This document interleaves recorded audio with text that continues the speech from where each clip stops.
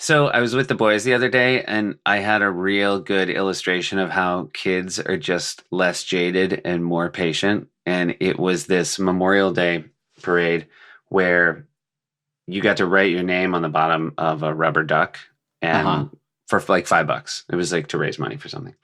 And they took all the ducks out on canoes, some Boy Scouts, and it was the one end of this river, not one end of the river, but a part of a river, and then they would all flow Downriver. downstream. It would flow, yeah, they were going to flow downriver, and the first duck obviously was going to win 500 bones. Pretty exciting. And the Yeah, kids, sure. I explained it to Ash and Axel, and they were over the moon at the idea. And I think there's also that kid thing. Do you remember any time you entered one of those things as a kid, you just are already spending the money?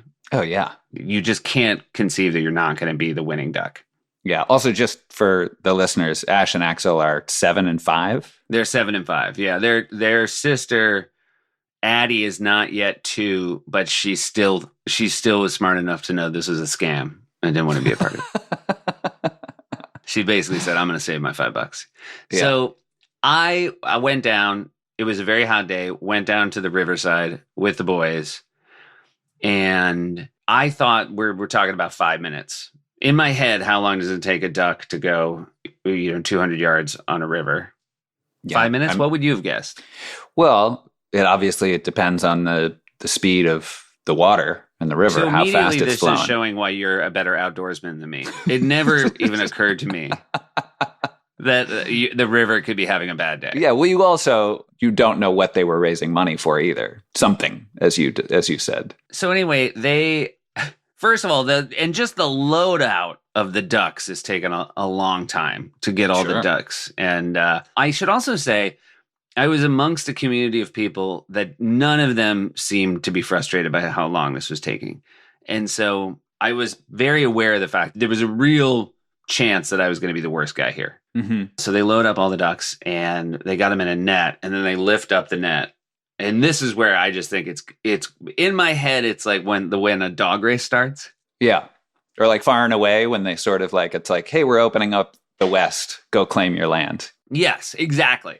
The Yeah. West is open. First come, first serve. It was so slow. If it hadn't been real life, if somebody showed me a video of it, I would have said, you haven't hit play yet. And then you realize the river, if you looked at the river, it just looked like a lake. Like there was no motion. Yeah. And I was doing a little sort of back of the envelope math based on how long it seemed to be taking. And I thought for sure, this is an hour. This is going to take a full hour for these. Wow. Also, my boys are screaming like the ducks are moving really fast. Yeah. Are they encouraging? Are they like cheering on their own ducks, do you think? Or Yeah, it's but just they're in mostly general? just like, in general, because all the ducks look alike, they're just Right. sort of screaming. That's the other problem. It's Right. not even the excitement of your ducks ahead, because you only find out at the end. Yeah. It was just brutal. It was so hot, and yet the boys were so happy the whole time. They stayed happy for a whole hour. They never budged off the edge of the river staring. They never took their eyes off these slow-moving ducks. There was a time in your life as a father that you said all you're looking for is things that can take up an hour. Yeah. If something can take up an hour, 2 hours, it's great. So it sounds like you were given one on a platter here, but you had other ideas. I guess that was the thing. I think what I fell victim to. I think I got excited about the ducks. Now what I'm willing to admit is I actually think I was looking forward to the duck race. And you know what? I've kind of buried the lead here. I also my name was on the bottom of one of these ducks. And so don't get me wrong. Because then the ducks, after an hour, 5 ducks go into they kind of have like a corral situation where they very slowly go into a tube. Uh-huh. And now the Boy Scouts are paddling back over with the tube of ducks. No one seems to be aware of the fact that this has taken longer than it should have. And yeah, you can't control how fast the river is going, but it does seem like could have made up time a different way. Yeah. And then a guy with a bullhorn read off the 5 winning ducks. Do you think this story took longer to tell than the duck race? I wanted people who were listening to this story to know how I felt. Yeah. And I was basically unburdening by telling this story as slowly as I could. I should also say Dad was there. Oh, for all the right. beginning. Well, there's of a this. wrinkle.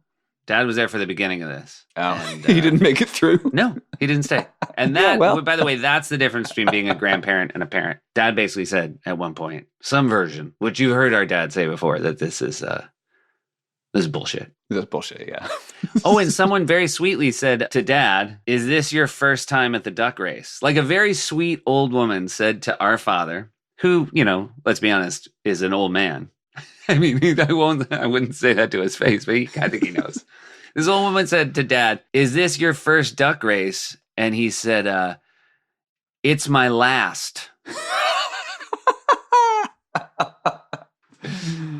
Well, you guys, I mean, our guests today, this is the first time for us that we'll interview two people at once. Yeah, Are they famous? Would you call them celebrities, Josh? I would say they have a niche. They have a niche audience. Yeah, because they do get recognized. They do get recognized because once a year on Thanksgiving, they join Josh and I on my show because our guests today are Larry and Hillary Meyers, our parents, and they've been on all these family trips that we're going to talk about over the course of this podcast. And we only thought it was fair for them early on to come on and give us their bounce on things. Yeah, and also maybe find out about some of the family trips that they took when they were kids. Yeah. That maybe we haven't talked about those stories because we haven't had the right venue. That's true. Yeah, I think you pay very little attention to the kind of trips your parents take because you mostly, when you're a kid, you just want them to focus on the trips they're going to take you on. Yeah. How often do you think Dad's going to curse in this episode? I'm going to set the over-under. They're going to be gentle swears. I don't think, Yeah. I don't think we're going to get F-bombs. He's not going to turn on us. No. But I'm going to put the over-under at 3. Okay, over under 3. Oh, that's good for everybody to listen to. By the way, I shouldn't write off Mom. Mom could drop a curse word pretty fast. Yeah. There was some trip a long time ago where she wanted to say that she effed up, and she used the word fut, F-U-T. Oh, yeah. And that, I feel like, has replaced a lot of her saying of the classic F-U-C-K. I don't think that's a helpful find and replace. Because No. it just makes it sound like you stumbled when you said the curse word. Yeah. There's no point for saying you fut up. Well, you're not technically by the letter of the law. By the letter of the law. The autocorrect duck, when you try to write the F word and makes you write duck. I'm fine using duck after that duck race I was at. Because that to me, now duck is the worst curse word you could possibly use. Yeah. And I'm hoping it's true for anybody who had to sit through my story about it. Yeah. That was a duck and long one. You didn't ask if the kids won. Did the kids win? No, they didn't win. Yeah. They would have called their uncle if they won $500 at a duck race. Yeah. Oh, here's the other great thing. When we got home, Mom, we showed her a video, and she said, "Oh, I thought it was going to be real ducks." And then, as with a lot of things with Mom, as soon as you ask like one follow-up as to how she thought it would work, she realized that she just had put no logic into it. Like that they were just going to write your name on the bottom of a living duck. Yeah. Because that'd probably wash right off in the river, I would think, the bottom of a duck. Depends on the kind of marker you use. All right, should we bring on Larry and Hillary? Yeah, or Yeri and Hurry. Oh, yeah, we should say real quick, much like we have childhood nicknames, Poshie and Soofie, we called our parents Yeri and Hurry. Or I should say they called each other that, and then we just adopted it over time. Or Mommy Girl and Daddy Boy. Yeah, let's try to avoid that. Although, you know what? I probably won't be able to. Family trips with the Myers brothers. Family trips with the Myers brothers. Here we go. Poshie! Hey! Hey, sweatheads. Hi, guys. Hi. Hi. So, Josh, why don't you take the lead here? Sure. I mean, we had so many great family vacations. Seth and I have talked a lot about how we think they have made us a stronger family over the years. But before us, like when you guys were little, what were some of the first family trips that you remembered taking? Let's start with you, Dad, and then we'll get to Mom. My dad was in the golf business, and so the winters were very slow for him. And so I had a half brother that lived in Miami Beach. And so my first recollections, probably from the age of 4, were going to Miami for a couple weeks in February. I'm sure that's the first beach I ever saw. Mm-hmm. I was taken out of school for 2 weeks. I'd bring some schoolwork and stuff, but when you're in even second or third grade, how long does it take to do that? But I just thought it was the best. I just thought it was the best being at having a pool and the beach. I probably couldn't even swim in the beginning, but I just thought it was the great. That's flying on an airplane. All of that. Those are my first earliest recollections of vacations. Yeah. Oh, wow. What about you, Her? We used to go up to Popham Beach, Maine a lot. There's a spread of 25 years between my oldest sister and my youngest brother. So big range. But Popham Beach, the whole gang used to go. One of my fondest or craziest memories is because we're going to go to Canada again this summer to a place very similar. My dad worked for Prudential Insurance, had a pretty big job. So we always went on company trips. So he took my mom, myself, and my baby brother to a place in Canada called the Manoir Richelieu. And it was luxury. We got there was horseback riding, there were pools, there was anything you could possibly think of, a lake to canoe on. And as we're going in the place, I'm 12, I think, maybe 13. My brother's 6 years younger. We'd never seen a revolving door before. And my brother Kurt got in the revolving door and the thing hit him in the head, knocked him down. He had a concussion. The rest of that trip, I had to stay in the hotel room taking care of him. Oh, No, wait a second. True Hold on. story. True Now, story. I believe it's a true story, but there a lot can go wrong in a revolving door. But I think if you get your head hit, that's user error, right? Where did it get hit? He was 6 years old. He wasn't the brightest boy going around the thing. But did it get stuck? Was it between He was the door? stuck. He was stuck. But on his head. It Yes. closed on his head? Closed on his head. Yes. Yeah, he thought the way to get through was to stick your head through first I see. and then go around. He hasn't fully recovered as near as I can tell. Well, correct me if I'm wrong. Your father was not on that trip. No. No, he wasn't, but I do know your brother. He does have a large head. Uncle Kurt does. has a very large head. And He so does. I do want to forgive. This might have been a situation where a normal person would never get their head caught in a revolving door, but, to no fault of his own.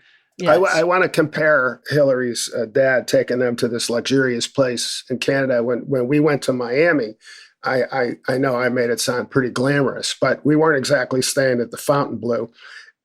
My father, we would go to there was a long area, which is now called Sunny Isles in Miami. And we would go to a motel, really, that was right on the beach. My father would go in, talk to the guy at the desk, come out, get in the car. We'd go to another place. He would negotiate. Okay. He would negotiate. And if he didn't like the rate, we would go to the next place. And usually, took 2 or 3 places. And then once we went there repeatedly over the years, many, many years, he knew some of the places. So we would go back to the people. But same thing with the rental car. We never a Hertz car, never an Avis car. A friend of my dad's would pick us up. We'd drive to this place not anywhere near the airport and get this car from some guy named Ace. Was it normal for anyone to not have a hotel reservation back in the day? Was anyone doing what your dad was doing and just going door to door at the hotels? No. No, I'm sorry. I think Miami then, wasn't what it is today, and so I think they were still there was hundreds of these, not hundreds, maybe 30, 50 hotels along the beach, and so some of them were much fancier than others. We drove right past those, and we would be at the more modest ones. But yeah, I think it was different then. I think it was in the 50s. Your dad was famously cheap. Frugal. Yes. very Frugal. That's a nice way to say it, Hurry. Yes, he was frugal. famously frugal. Will you just real quick, and I think this was, Mom, you were in the picture when this happened, about how Grandma threw out all the furniture and what your dad did? Well, what my dad did, yeah. The first time I was invited to go there to his apartment, there was porch furniture, like webbed chairs. And I thought this was rather odd. A living room suite is not generally consist of webbed outdoor chairs. But I thought, well, he's a strange boy anyhow. We'll see how this relationship works out. Especially for a girl who had gone on vacation to the Relais Blanc, Collet Blanc, Blanc. That's right. The Relais and Chateaux, the Manoir Richelieu. Yes, yes. But wait, so explain why there was porch furniture in the house. Because my mother decided she wanted like a new couch. So I was a child, so she probably discussed it with my father. He didn't do anything. So he came home one night and it was gone. And then like little by little, she just gave away the furniture. Eventually he noticed and we got new furniture eventually. But in the interim, you just had basically outdoor porch furniture. Yes. There were a couple other pieces of furniture, but let me say this. Any porch furniture in the living room is too much. Yes. And I don't exactly know the dynamic between my parents, if it was some sort of a war of wills or not. Mm-hmm. But I will say this about buying anything, which I didn't appreciate as a kid. When I was in school, we all wore the same kind of shoes. We wore Bass Weejan penny loafers. They were pretty expensive. But my dad would say, this was his favorite expression, I know a guy. And he would send me to some place in a warehouse district. You go in and I'd say, I'm looking for, Bill Schwartz or whatever, and come out. And I'd say, I'm Larry Myers. My dad's name was Leish. And so I'm Leish's son. And he goes, yeah, you're the kid, you want the shoes, right? We'd go back in a warehouse and there would be a million pairs.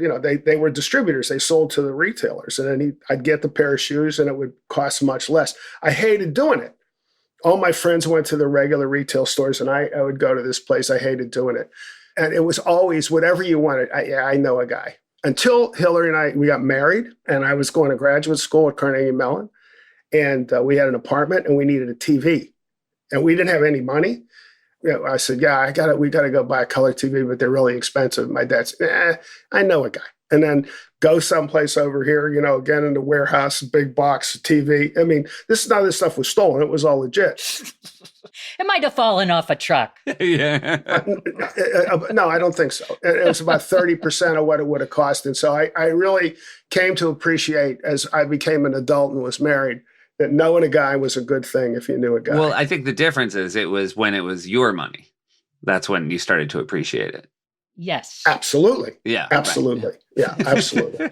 So, and also Mom, when she went, what was the name of the French place she went, Josh? You seem to remember it. The Relais Poussé Blanc, Condensé, Chateaubriand. Mom mentioned she went horseback riding. Dad, how old do you think you were the first time you were on a horse? The first time I was on a horse. 67. No, it was probably when you guys, not counting a pony ride at a park or something, but I think when Annie Oakley here is going to tell you about her history of riding. But when we used to go trail riding with you guys on Sunday mornings here in New Hampshire, that's probably the first time I was on a horse. So you have kids, you've taken vacations, and obviously you traveled a little bit before you had us. But what were your goals when you first started traveling with us as kids? Like, at what age would you start taking trips with both of us? How old were we? Much older than people do today, than like you do. I would never have thought of taking infants or even, I would say it'd have to be more like you were 4 and 6, maybe even older than that. Well, one thing I remember when we lived in Michigan, my parents were in Pittsburgh. And so the vacations we would take with you when you were really young, possibly up to the age or even a little older that Mom's saying, is we would go visit our parents, your grandparents. And when we went to Pittsburgh, we could drive. It was about a 6-hour drive, I think. Mom had a used Cadillac, but like a Fleetwood, one of the old gigantic, like a pimp car. It was huge. It was a beaut. And this is before all the rules with child seats, seat belts, all that stuff. We would take a crib mattress and put it in the back seat or some kind of mattress. Bigger than a crib. big as a crib. It's fitting very nicely. We put some stuff on the floor so the crib mattress would be flat, and we would just throw you back there with some toys. We would drive to Pittsburgh, and then we would do all kind of Pittsburgh things, like we'd go to the zoo, we'd ride the incline, we'd do this and that. And then in the summers, we would go to Marblehead. Mm-hmm. Mom's hometown. Marblehead, Massachusetts. But we would drive there too. Sometimes you drive. It was a but you'd long fly drive, too. but we drove it. Yeah. A couple times, but I think you would fly more often, because sometimes you went for longer than I didn't join you for the whole time because I was working. So you would be there without me for a while. Would we do 6 hours straight to Pittsburgh, or would we stop? That just seems like a long time. Although I guess if you've turned the back seat into a playpen, we could probably get through it. I think it was straight. We would never stop. Well, just to go to the bathroom or something. Yeah. Okay. Were we? Was your recollection that we were good travelers on a road trip? Oh, yeah. Yeah. Yeah. Every recollection I have, you were the best boys, so that was not a problem. Yeah, and for our listeners, we should let you know that she's the least true bounce on Josh and I. What, me? Well, you're very forgiving, I would just say. Yeah, well, that's a mother's job. I can remember one trip that you were not good travelers, especially you, Seth. Mhm. Ah. And that is, Mom's sister Alex lived in San Diego, Oh yeah. and Mom was a teacher. So we always had to go, there was a February and an April break. And that's when we had to go on vacation. And so we flew to San Diego because we were going to go to Disneyland. Mm-hmm. And you got sick on the plane on the way out. And you used to have problems when you were young with asthma. And so you got upper respiratory infection. You were really pretty sick. And then we got to Alex's. And I think we kind of hung around a day hoping you would feel better, but you didn't. And then Mom got sick. And so Josh and I went to Disneyland together. It was so fun. It was, I mean, I don't have a great memory, but I remember that as one of the greatest days of my I life. can't believe it. But Dad, please, back to you. I said we went there early, and I said we're going to stay till it closes. Okay, which we did. It didn't close late. And then we went back, and which was plenty of Disneyland for me, by the way. But the next day, Seth, you felt better. Mhm. And so we went back and did Disneyland the next day. Luckily, I dodged both bullets. I never had to go to Disneyland, which to me is one of my worst nightmares.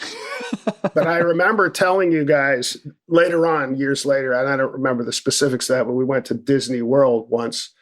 And I remember telling you, I hope you enjoy this, because the next time you come, you'll be with your kids, Yeah. because I'm not coming back. You like to draw a very clear line in the sand about what you were willing to do. Hey, we did go to a different amusement park, and I think it's going to come up a fair amount because it's still one of the more traumatic things that ever happened to us on a family vacation. Busch Gardens. We're at Busch Gardens in Florida, and a hurricane breaks out. Would you say that's an accurate description of the weather that befell us? Terrible. I feel like also hurricanes don't just break out. They track them. There are meteorologists that are like, hey, everyone, see this twisting storm in the I think Gulf of that's Mexico or the today. You're Atlantic? talking about today's tech. I mean, back in the day, hurricanes would but you just have no idea. It was whatever it was. It was a weather event. Emergency. It was a bomb cyclone of It rain. was that sort of thing where they basically just announced, get out of the park. Yes. Well, and what I just want to clarify, Josh, it wasn't like everybody had said like the weather's really bad. It was a packed amusement or whatever you would call Busch Gardens. It's an amusement park. Yeah. And so we all pile out, and the skies are an ominous gray, and there are trams that take you back to your section of the parking lot. And we all sort of load on the tram, and our tram pulls away, and then we look back, and Josh is standing just in a crowd of strangers. He has not made it on the tram. And would it surprise you, Mom and Dad, that my memory of that moment is you turned on each other?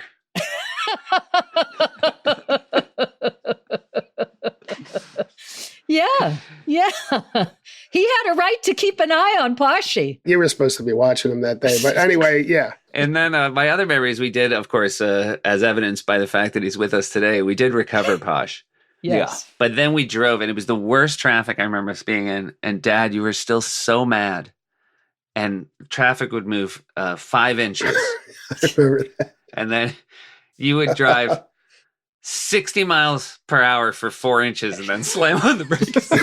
Yeah. And you were so mad. And I should note, I only felt this way until this minute. But when you were mad, I think the collective opinion in the car was just to let it go unspoken, your behavior. I was so sick in the back seat.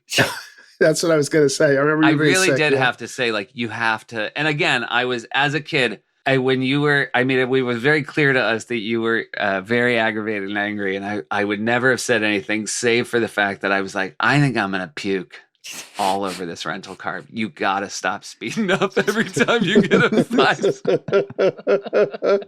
I absolutely remember that exactly the way you do. Because Exactly it was the way just, you do. teeming rain. It was a bad scene. We had some Florida trips. I don't know if it was just like people in New England just go to Florida, or like maybe it was because Dad grew up going to Florida on those trips. But it was like that was like the warm weather getaway that we would do. And I remember we went to like Bahia Beach. Yep. That was not really A dump. It was a dump. Do you It was. remember this? I always think to myself, thank God it wasn't Dad, because I feel like we wouldn't have recovered from it. Do you remember when we were playing volleyball at one of those Oh, chintzy resorts? And you know how everybody at a Florida resort showed up on the same day? They just cycle people in for a week. So you know your first day is everybody's first day. right. And there was that guy who broke his wrist playing volleyball. Yeah. Oh yeah. And he like dove, and he was just a skinny, normie white guy. And he dove and he broke his wrist. And we knew he broke his wrist because he stood up and screamed, I broke my fucking wrist.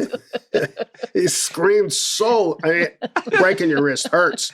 Yeah. But this guy really, boy, everybody on that beach knew about it. And it was funny because you made an observation, Dad, real quick. You made an observation that I understand a great deal more being married, which is he obviously had to go to the emergency room. And everybody was being really helpful and sympathetic. And you pointed out that his wife was so mad at him because it was the first day of the trip. And she knew she was packing up her stuff with the deadest eyes. She had no sympathy for anyone but herself. And I remember Yeah. thinking, no, but obviously she must have felt bad that her husband. Well, it was his own stupid fault, right? Oh, it seems a mom is proving my point pretty quickly. Well, and going back to what you were saying before about the way a mom reacts to you guys compared to her reaction about this poor woman whose husband broke his wrist. We went skiing in Telluride, Colorado. You guys started to ski at a very young age. We had rented a place in northern Michigan where the skiing was not great, but it was good enough for you. You were like 3 and 5, 4 and 6 or something like that, because it was expensive to go out west. And we used to go out west ourselves to ski once a year. But we took you to Telluride on the first day, on the first run, Josh broke his leg. Yeah. On the first day of the first Through run, no Josh fault broke of his leg. own. See? My point exactly. Yeah, there was powder. It was yeah, I never experienced powder. We didn't get powder in We Michigan. didn't get powder. No, none. I mean, there were plenty of people who were doing just fine with the powder, and again, Well, the other thing is that we got off the lift. He took off. He just took off. He was always aggressive. He was far more aggressive than you were, and he just took off, and that was it. you mean he's more aggressive than old Two Legs Myers? Yeah, Original Bones over here? yeah. No pins, no nothing. No. Oh. Another ski incident when you were young. Again, we do this once a year. We went to Breckenridge, I think. There was a sort of 2 bases, one that was sort of lower than the other, and where we were staying was near the sort of higher base. At the end of the first day, we put you in ski school the second day. But the first day, we just got there, and then we went skiing with you, and we ended at this base. They had this outdoor dining area, and they had strawberry daiquiris. And so they gave you guys, without booze, they gave you strawberry daiquiris. And we sat there and we had nice end of the day. And then we went back to wherever we were staying, which I think we could walk to from that base. So the next day we put you in ski school, which started at the lower base. So you guys went off to ski school and we went off and skied by ourselves. So it's the end of the day and it's snowing like crazy.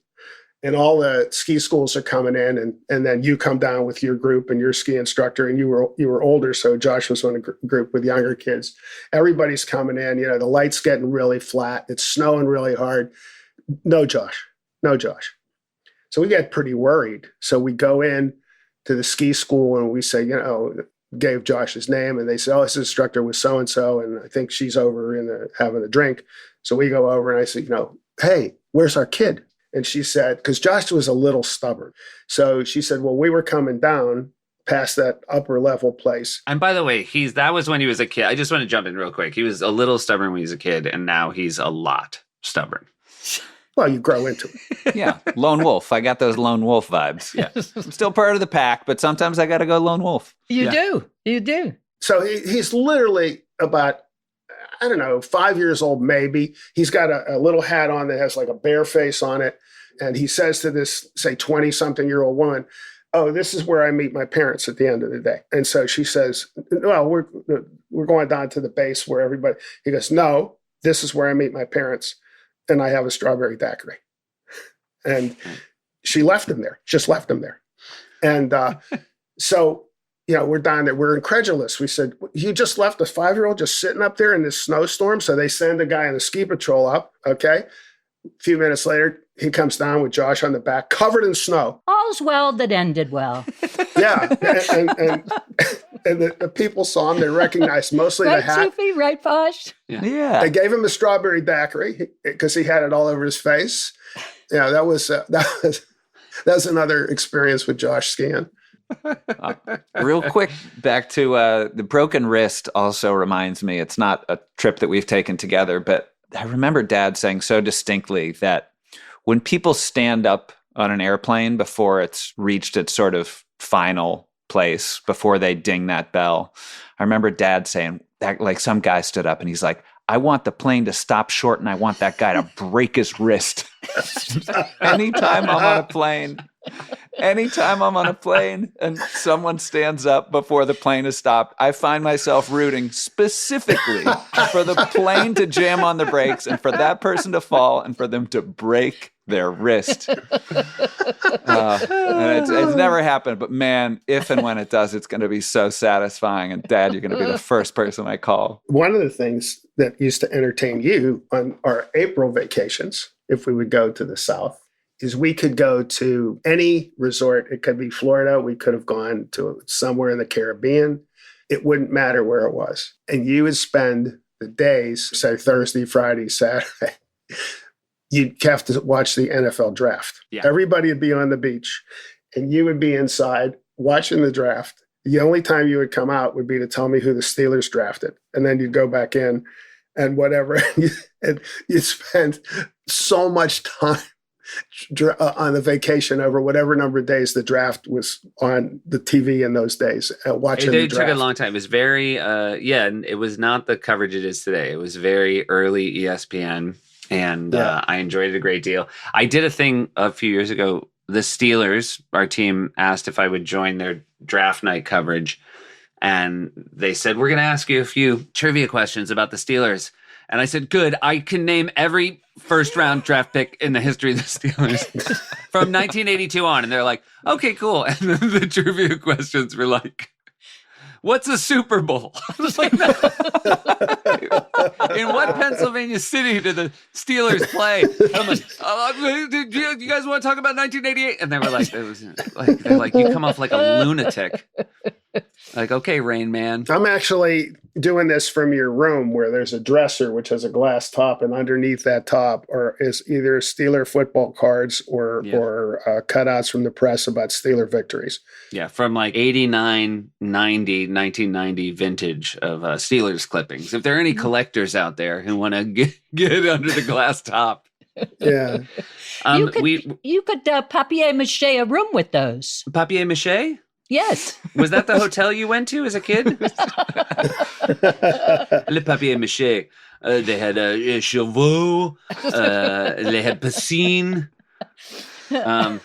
That was right? Chevaux and piscine? That's horse and pool, those were right? very Horse good and ones, pool, yes. yeah. We should point out my mom was our French teacher, which is why all these years later I can still say things like horse, pool. Let's just say I get around Paris pretty well.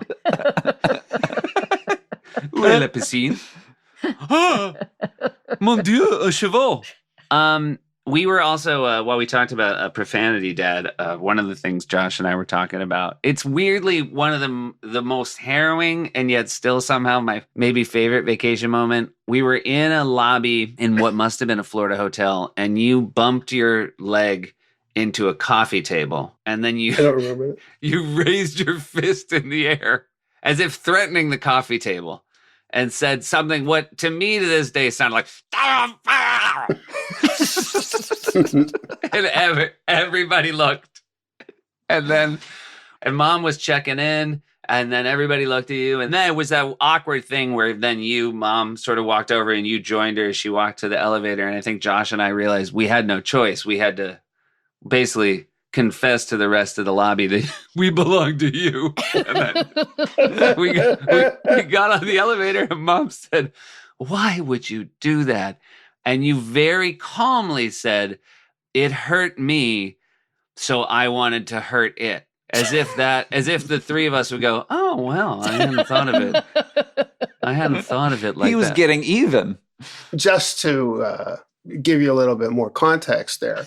Oh, yeah, I'm sure the issue Oh, is there's we don't- context. There's context. Now, you think that was a one-time event? No. Oh, no. please. So No. none The of thing us is- think No. If We've witnessed many of these. any inanimate object causes me pain, my immediate thought is to destroy it. And I often, you can't do it. You can do it sometimes if you own the thing that has caused you pain, but you generally in public, like you can't break up that table, but you want to, and it would feel really good to do it. But because you can't do that with people. I mean, No. that's not good. But so inanimate things that you can, they just do whatever you want to them. You can't. That's my first thought. while we're still talking about the sort of sports theme of my childhood bedroom, it still has parquet floors, correct? Yes. Yeah. Yeah. So you installed parquet floors in my bedroom, Yep. and you said it'll be so cool. It'll be like the Boston Garden. We're Celtics fans. We grew up in New England, Steelers fans because our dad grew up in Pittsburgh. And I remember just the muffled cursing of you installing parquet floors in my bed. And I think if you actually looked, the craftsmanship, while they're still there, I think if you actually get close to the edge of the wall, it comes up Oh. short. It does. I'm in that room right now. Perfect. Flush. Anywhere you look, it's flush. I had to go across the street to the Frisch's house once the swearing started because it was constant. Yeah, I remember. I mean, if I could have gone up and gone like, maybe instead of parquet floors, what if we just do dirt? You know, my favorite story about inanimate objects, someone wanting to hurt them. Fred Armisen told me a great story where this is back, obviously, I'll date it by the technology, but he had a Palm Pilot and he was trying to sync something on the Palm Pilot, and he tried so many times. And he just couldn't sync it, so the Palm Pilot was useless. And he said he very calmly went into the kitchen and he filled up a big pasta pot full of water. And he took the Palm Pilot and he just held it underwater. He drowned it. He said he went in like a fugue state, and then he like sort of came to, and he was just holding a Palm Pilot underwater until it just became soaked and useless. Another one that comes up a lot, Mom, because I feel like to this day you might still sing its praises. A demonstrably bad trip was Molasses Pond. Oh, I love Molasses Pond. So you booked Molasses Pond. Obviously, this Yes. was your pick. Now, back in the day, again, pre-internet, where would you find out about a place like that? It was in the Bedford Bulletin, Okay, so that's our local paper, newspaper. and it was way, way up in Maine. We'd never been that far before. And it was just an ad for it? Yes. And Okay. one of the highlights was they said you could bring a dog. And we Okay. had Albert, who was a big dog. So Yep. I don't think we'd ever before or since taken him on a trip. Had a Right. canoe, had a beautiful little cottage. And you still have Albert, right? We have Albert the sixth now, but we do still Gotcha. have Albert. For our listeners, my parents are on their 6th Old English sheepdog. All of them have been named Albert. Correct. But one of the things about that trip, a bad bug bit me, if you'll remember. We do.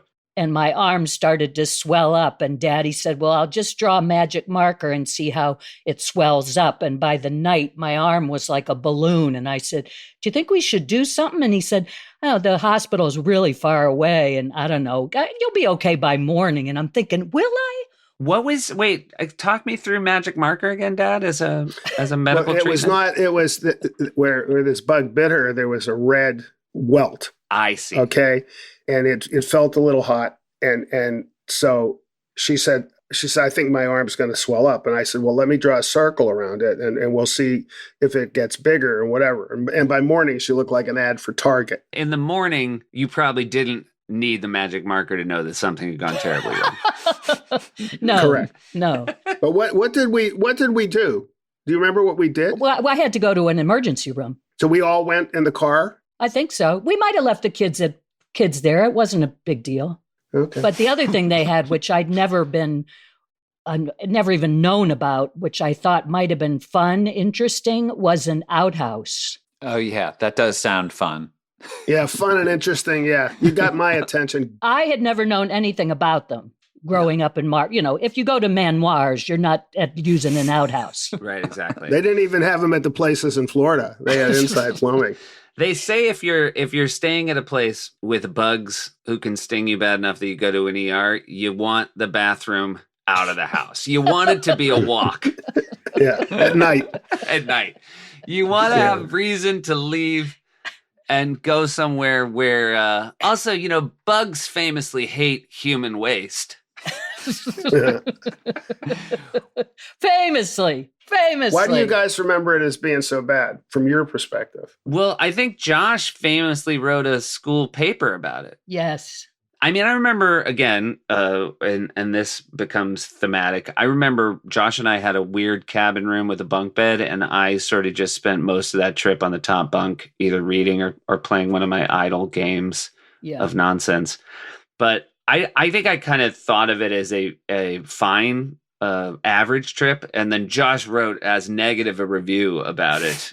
I'd love to read that, yeah. There are things about it that I remember fondly. I should also say I'm pretty sure in a really funny way, Josh wrote it like an ode to Molasses Pond, that as you read it, it became very clear that it was a hit job. Yeah. So what were you going to say, Poshie?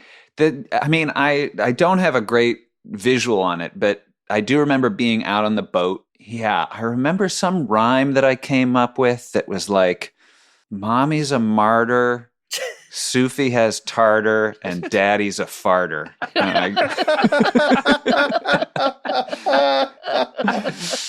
I remember that, but yeah, so I have some fond memories. It's really, martyr's a very funny word, because when it turns up in, say, a crossword puzzle or something, I'm so aware that I learned martyr not from the ancient text, biblical texts or King Arthur tales, but of Dad telling Mom not to be a martyr. 100%. Now, Mom also, you've taken a lot of heat over the years on family trips. You will turn on Dad. You will jump on the side of the boys. You will turn on Dad. And we went to the 2005 Super Bowl. And I think that was when you received a nickname. At the time, Terrell Owens was sort of known as a team wrecker, and you were labeled by the family as T.O. Yes. Because you were clubhouse, you were locker room poison. Yeah. Yeah. It was a bowling game, I think. Yeah. Will you admit that you're a little hard on Dad when you're on a family vacation? Yeah, probably. Yeah. Are you going to try to rectify that behavior in the future? In the future. Well, since now it's just the two of us, I got to keep on his good side. Yeah. And you guys still travel a lot, the two of you. You're We very do. active. We Yeah, do. we And do. we have a lot of fun traveling. Yeah. Yeah, We definitely do. We really do enjoy it. We do enjoy it. I'm thinking about other vacations when you were a little bit older. There was one time, again, before you were married, before Josh was with his girlfriend, his serious girlfriend, and it was just the four of us. We used to try to go on a vacation in the summer. We did some different things, and there was two that I remember. One is we went up to Northern California to wine country. I think we started in Healdsburg, and we took this bike trip around this big 10-mile loop and stopped at wineries along the way. I had these brochures back at the hotel, and I said, hey, here's some things we can do. We go horseback riding. Josh was always pretty, yeah, okay. Seth, no, I don't want to do that. So I keep flipping through. I go, how about hot air ballooning? Hillary said, no. Josh said, yeah, I'll do it. But he didn't seem really enthusiastic. And then you said, stop it. Stop making these suggestions. And I said, why? You said, well, what does hot air ballooning and horseback riding have in common? I said, they don't have anything in common. He said, yes, they do. You don't have any control. No control. I'm not doing it if we don't have any control. I want to be able to stop. I remember once we were in Vancouver and we were sitting outside having a nice dinner, and we saw a party boat go by. And I said, oh my God, look at all the fun they're having on that party boat. And you said the same thing. You said, what the hell? There's no way to get off. If you're sick of this, you can't get off. You're just stuck there. But there's irony.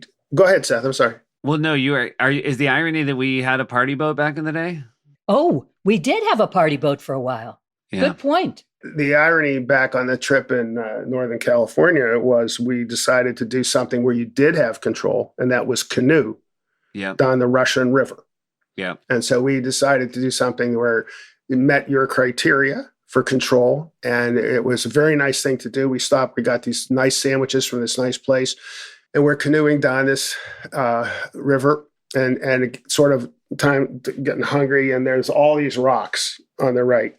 I said, well, let's go pull over and we'll sit on those rocks and have our lunch.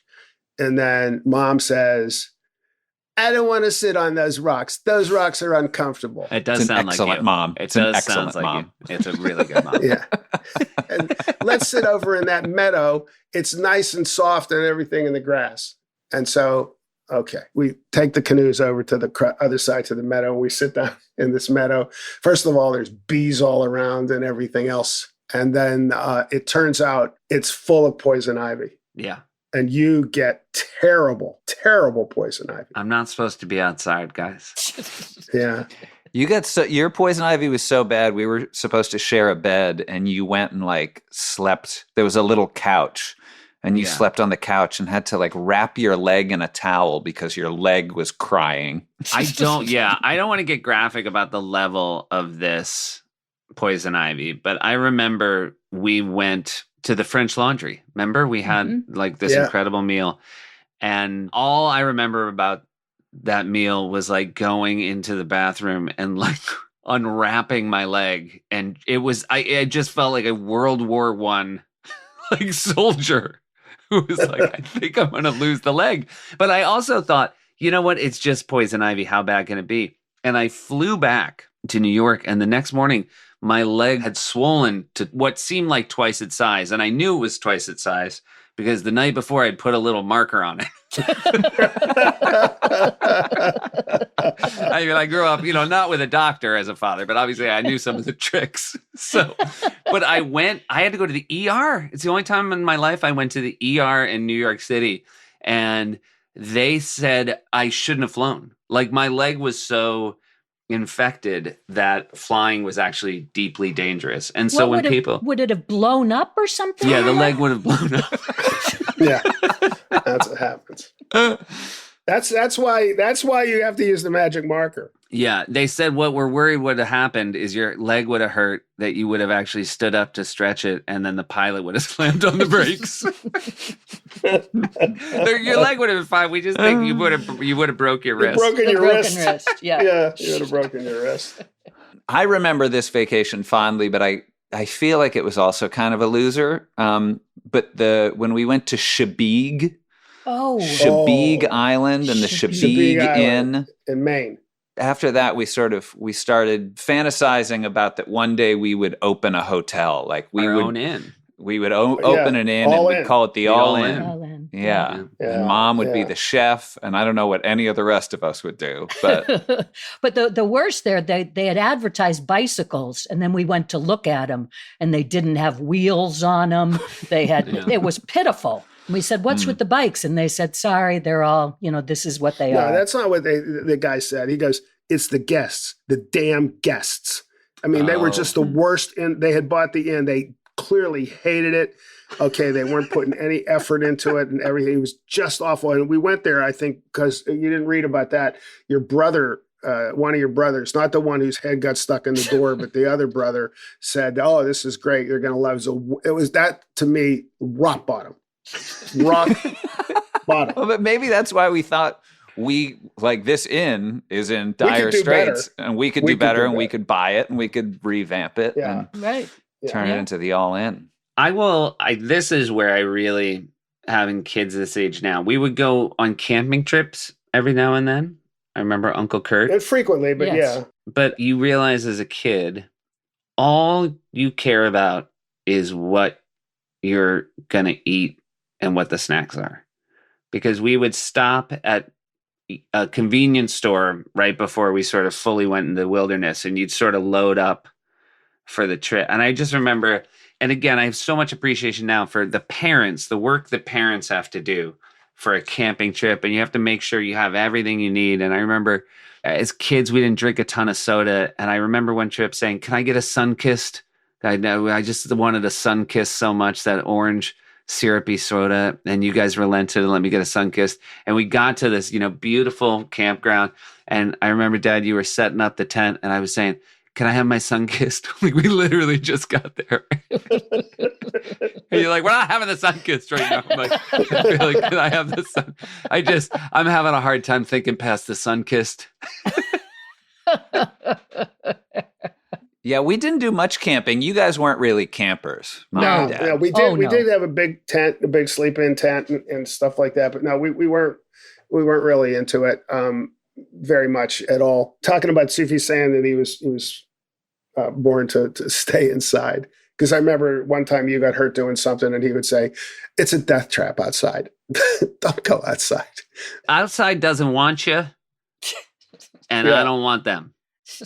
But when I going back to skiing, when you first started skiing, and it was just prohibitively expensive originally to take you guys out west, we rented this place, which was a very nice place in northern Michigan, which would cost us less for the whole winter than going out west for a week. And it included a week in the summer, the week before the 4th of July, and it had a party boat. That's where we had a party boat. That's the party boat. Oh, yeah, right. we didn't have a party boat. Yeah. No, it was part of the house thing. And it was only about 12 or 15 units on this nice little lake called Walloon Lake. But we used to go up there on Friday night, and we would get there. The TV show Dallas was on. And we used to get there right around when Dallas was on. And then I remember we used to play a lot of games where I would throw socks, like sock football, and you'd be diving, seeing how far you could dive onto these couches and everything else. And then we would go skiing. But very often it was very cold and very snowy. And Josh didn't care what the weather was. It didn't matter. We went to go skiing. He wanted to go skiing both days. But very often you and Mom, if the weather was bad on Sundays, you would not come skiing the second day. Josh would always go. I was trying to remember back to those, because now, our boys are learning to ski on a small mountain in Connecticut, and it reminds me of those small Michigan mountains. And I try to remember any memory of going down the mountain, and all I can remember about skiing as a kid is being on the chairlift, being so cold, and thinking, when is this day going to be over? Yeah, it was cold. It was miserable. Not going skiing, I would imagine that I often argued for that. But I will say the grandest part of skiing with the four of us is that Mom was my wingman, and we would all go in for lunch together, and then she and I would stay, and we would spend the rest of the day in the lodge, and each of us had brought a book. Do you remember that, Hurry? Oh, it was a beaut. It Yeah. was a beaut. Yeah. Yeah. Talking about like just being a kid and how everything delights you. A ski lodge, flat ass gray burger on the worst bun. Nothing made me happier. I feel like that. I remember that ski lodge also had like donuts. They had Donuts. old-fashioned donuts Yep. that were warm, and you could have them dipped in chocolate. I wish everybody who's listening could see the Zoom. Hurry leaned in so hard. Donuts. They were the best. Like, I mean, that's maybe my biggest memory of skiing those mountains. That was at Waterville Valley, if I remember right, here in New Hampshire. But the other thing is, I remember we would go, most of the time after we moved to New Hampshire, we didn't go out west very often because we could ski here. We would go up to some inn in ski country, and it would be a pretty big place. And you guys were pretty young. And the other thing you used to do, we would get in the room and you'd say, "We're going to go explore," and then you would just take off. And it was like the Shining, like a big building like that, and you guys would just take off. Oh, this is a true story. I don't know if we ever told you this, and I don't even know if Josh was with me, but yes, we would love to run through hotels and try to find each other. Because they weren't so massive, but I feel like they were usually 4 floors and Yeah. a couple different There ways was like to go. a little room with the ice machine. Yes, exactly. Like, yeah. And it was your memory of it is absolutely right. That was the dream for me. I can't remember any of the mountains, but I was running down a hallway and there was a stairwell where you could see in the rooms, and a dude walked out of his bathroom fully naked, and he looked out the window, and I was just standing there looking at him. And I definitely think it was the first adult genitalia, present company excluded. But we made some real eye contact. And it was so funny because you're running down those hallways pretending, you're making up some story where you're, a criminal on the run. And, it was like I was living the real thing then. And that was when I was so happy that Josh looked enough like me that I could go back to the room and hope that he would find Josh and kick his ass. Just another thing, back on the theme of you being more cautious than Josh. Once, again, before the significant others were in your lives, we went to Bermuda. And in Bermuda, you can't rent cars. You can only rent mopeds. And so we went to the moped rental place. So Mom's going to ride with me. And then Josh gets one and we get one for you. And I think you drove it around for like a few minutes and then dropped it off, said, "Nah. I'll ride with you, Josh. I'm not doing it." I didn't, I spent, a whole week basically sitting behind my younger brother, arms wrapped around his waist. Never regretted it for a second. Knowing the other option was riding on a moped that I was in charge of. Yeah. I regretted it. Sure. Because like without you on the back, then I could sort of like swerve back and forth and like really sort of feel the road and the wind. To dinner and you meet a young lady and she's like, "Oh, can I have a ride home?" And I'm like, "Hey, are we gonna go?" I left my inhaler back in the room.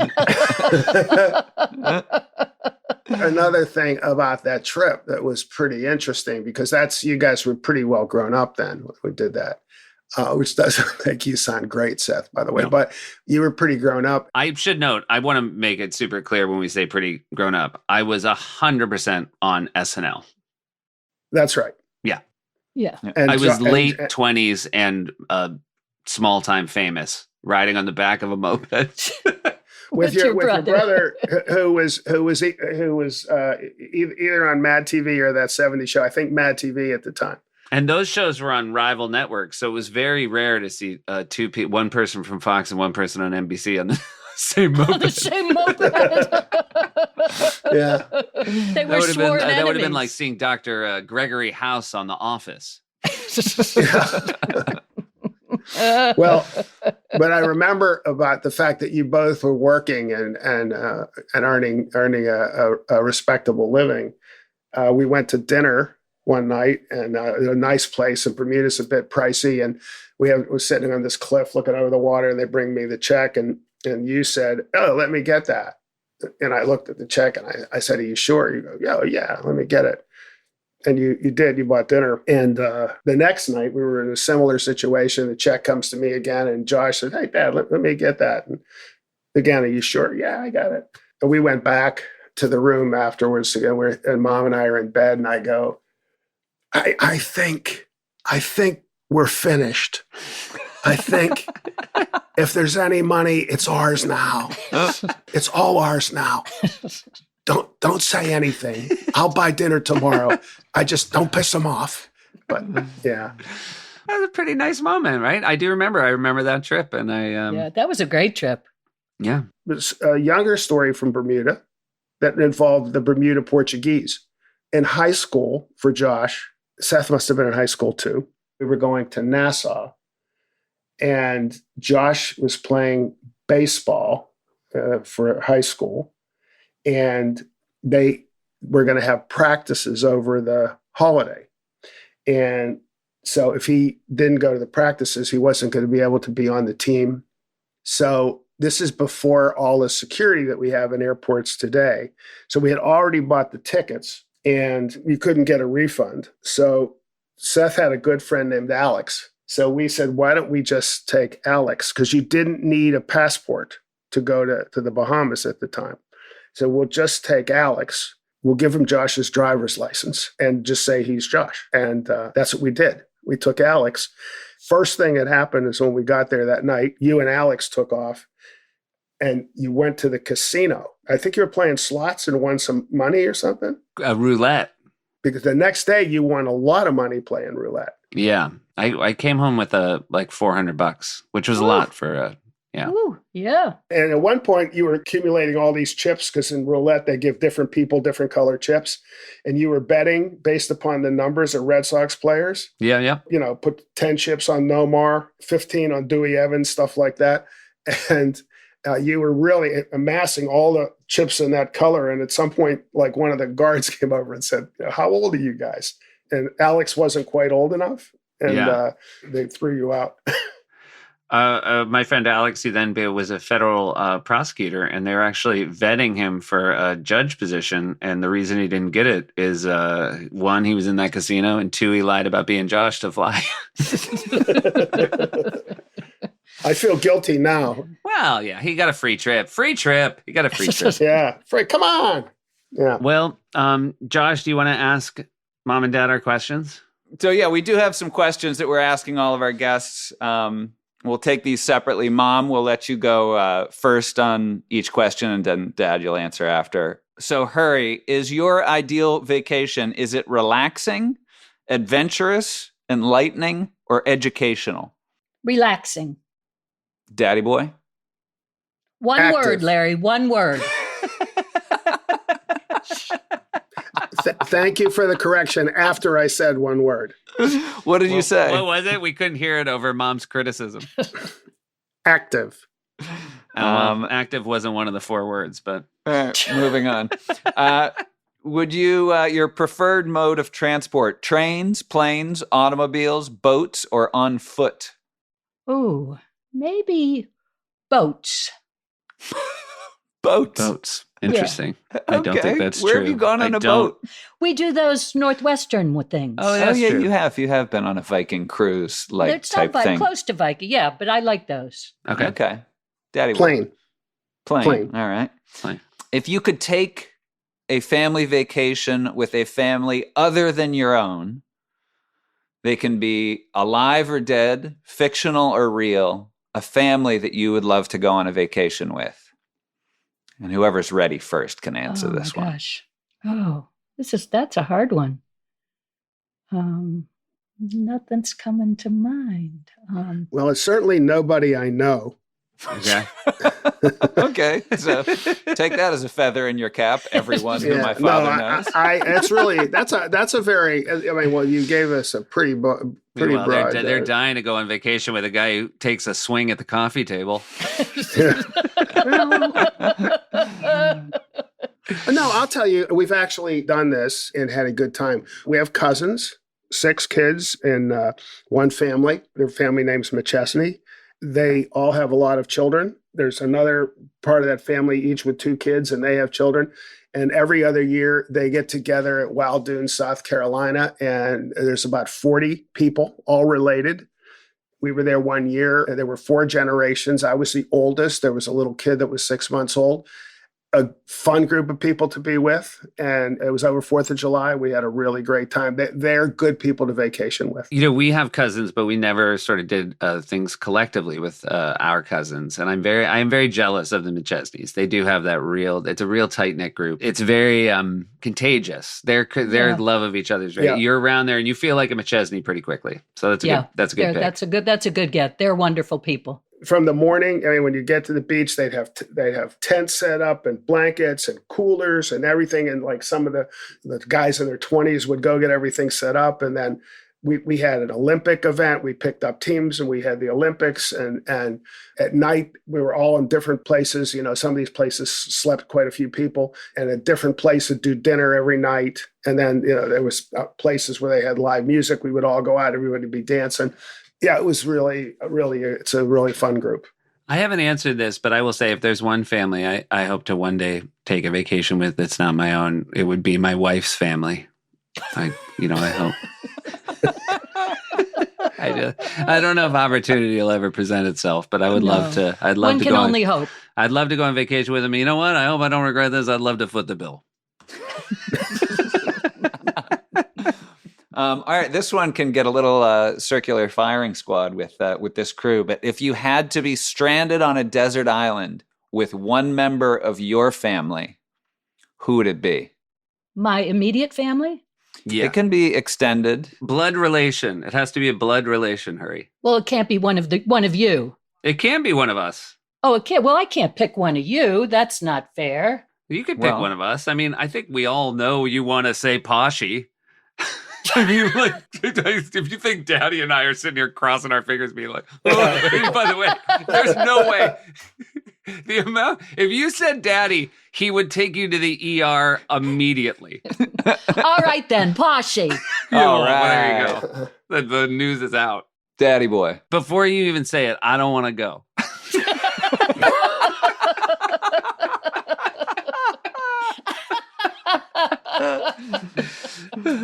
Yeah, because he wants you to be active. Right. See how you like that? Yeah. It involves being outside. A lot of him being like, you go up, climb up that tree, get that coconut. That's right. Well, fuck you. I'm going with Poshie. All right. I got a couple desert islands to be stranded on. Dad, you're from Pittsburgh. You think Pittsburgh's a good place to go on vacation, to take a family vacation? Probably not if you're not from Pittsburgh. I mean, we love it. We have a great time. We go back for football. There's interesting things to do, good restaurants, lots of friends and so forth. So for me, it's a very good place to go. I love going back, but I don't think to the general public, it would be high on the list. All right. And Mom, Marblehead, Massachusetts, do you recommend as a vacation destination for the listeners? I do. It's got everything. It's got the ocean and it's got boats. There you go. And you know what? Are they still making pizzas at Marblehead House of Pizza? Every time I go, I bring one home. Marblehead House of Pizza is one of those great New England pizza places that a uniquely good pizza. I've never tasted one like it. No, it's and it's very the different. ground beef pizza that you get, yeah, isn't it? Yeah, and the Barnacle, my favorite lobster roll place in the world.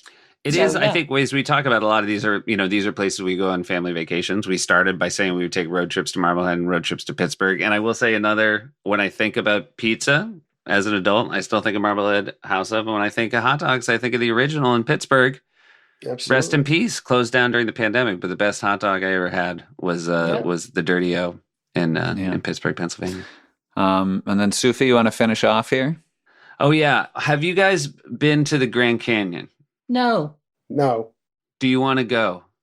Yes. I would like to see the Grand Canyon. Interesting. I'd like to see it before the Colorado River dries up. Yes. Well, you know what? Instead of the desert island, why don't you take Poshie to that? Because I'm not interested.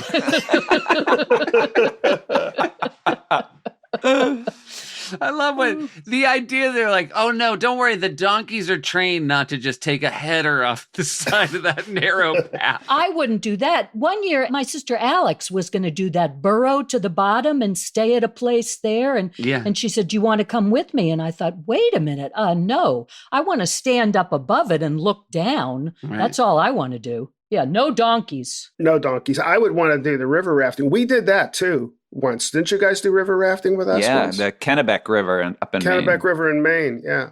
It's too frightening, too much danger. I will say there's one reason to go whitewater river rafting with your kids. It's a great picture. Oh, It's a yeah. genuinely, we have yeah. a great picture of our family. Everybody's screaming at the same time. And again, I no one's going to think that I'm pushing for people to take, risks, but that one's worth it for the picture. For the picture. Okay, I'll give you that. I still have that picture rolled up in a thing in the closet downstairs. We haven't looked at it in 30 years. But It's it's a a good great one. picture. Great Maybe picture. it is a great picture. Maybe you guys, when this is over, you'll roll on downstairs and take a look at the picture together. I'm way too busy. I can't believe. Yeah, I mean, we were obviously very worried we were going to be able to book you for this podcast with your busy schedule. Yeah. Well, how do you guys feel about your first podcast? Oh, I think it went pretty well. Yeah, what would you give? Yeah. What would you give Dad on a 1 to 10, Mom? I'd probably give him a 5. No, maybe a 6. Oh, well, that's nice. Just because I could cut his stories in half and Oh, they'd be I just disagree. as good. I think Dad was on the money today. I think this is where Was you're that being too a real harsh? TO. You're being a TO right now. Am I? I'm going to tell you something right now. The 4 of us just had a really great podcast.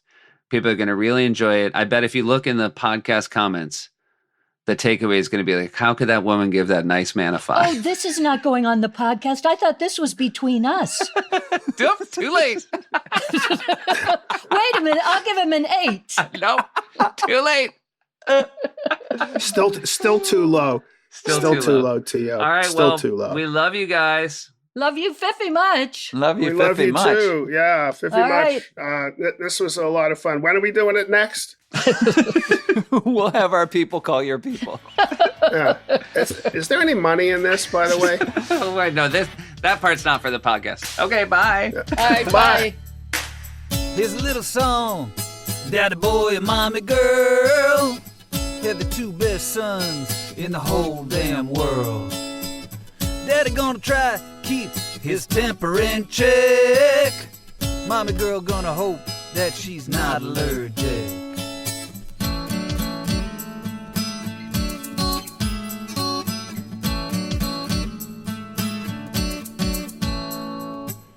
Problems came up in a Florida lobby. Table came out of nowhere, hit Daddy in the knee. He screamed, "Hey, Table, trust! You don't wanna mess with me."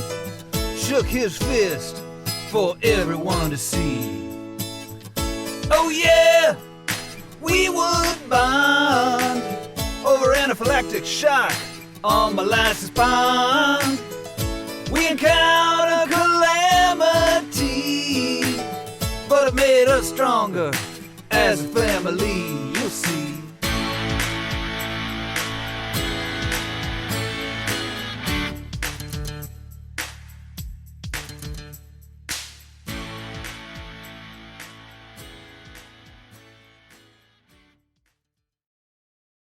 I don't know how this audio is going to be, but we have no home movies. We weren't a family that did home movies. No. I guess that's because Grandpa didn't know a guy. He did. He just wasn't there that day. Yeah. We have one cassette tape that our Uncle Kurt, Mom's younger brother Kurt, was on a road trip with us through sort of northern New Hampshire, the Kankamangas Highway, which we always called the Kankamangas Highway. And I've just been listening to this tape, and I just want to play this one little thing. We were really working on singing a song together, and I feel like we remember that we did this well, and I don't think we really did. But just let's listen to a second of this real quick.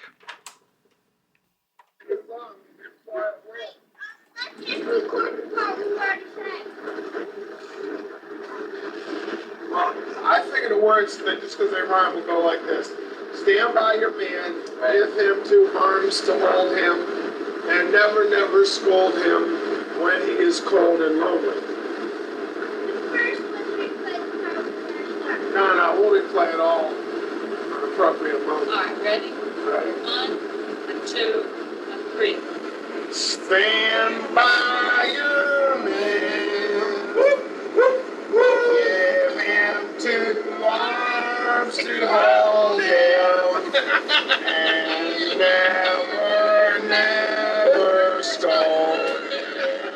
can't do it. I can't put up with it.